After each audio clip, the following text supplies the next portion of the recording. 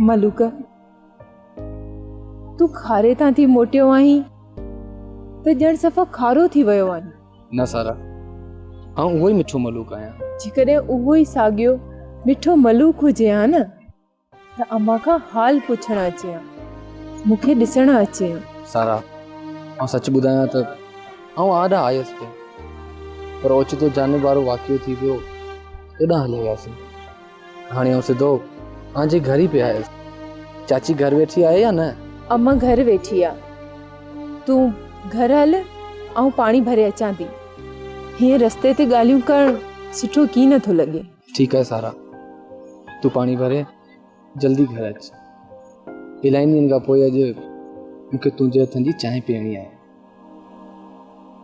ठीकु आहे, जल्दी थी मोटां।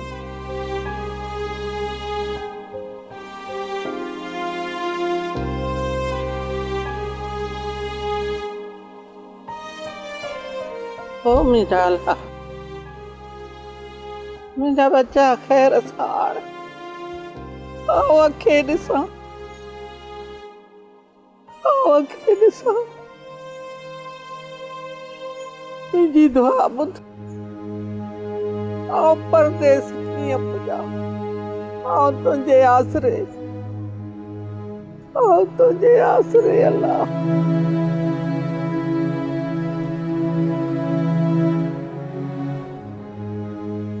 बा मलूक आई? हाँ काकी, आउं मलूक आहियां। वे वे वे काकी, तूं हाणे ठीकु त आहीं न? बा कहिड़ी चाकाई, इहो आओ आहियां ऐं खट हिक ॿिए सां जहिड़ी, केॾी महिल खिलां वेठी, केॾी महिल रोआं वेठी, जैसी बच्चा अंगण न ईंदा आउं ईअं ई पई जीअंदसि। काकी, तूं फिकर घटि कंदी कर। हाणे जुदाई जा ॾींहं थोरा आहिनि। अलाह कंदो अरबी असलम हाणे जल्द हिते मोटी ईंदा। वाह, अल्लाह हिननि खे आणे, बाक़ी दुआऊं घुरी घुरी थकिजी पई आहे। काकी, अलाह तुंहिंजूं दुआऊं ज़रूर क़बूल कंदो। अबा, ये ख़बर दरिया तां अॼु मोटियो आहीं? न काकी, आउं काल्ह मोटियो आहियां। मां दरिया भेड़ो हुई, असलम ऐं आरब जी का ॻाल्हि ॿोल कयई, को ॾसो पतो पुछी या न? काकी, जेके बि होड़नि वारा गॾिया उन्हनि सभिनी खां ख़बर वरितमि, सॼी ॻाल्हि बि करे ॿुधायो, पर सभई इहो ई चवनि पिया त इंडिया वारा उनखे हाणे पंहिंजी मर्ज़ी सां ई छॾींदा। अबा, अल्लाह को इन्हनि जे दिल में रहम विझे,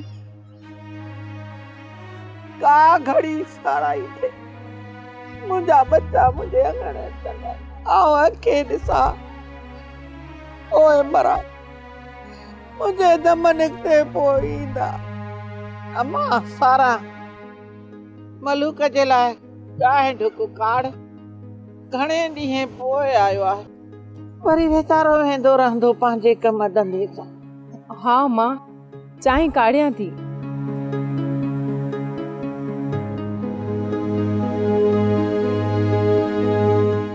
सब्सक्राइब कयो असांजो official YouTube channel Singh TV HD drama ऐं वधीक अपडेट लाइ बेल आइकन खे क्लिक करियो।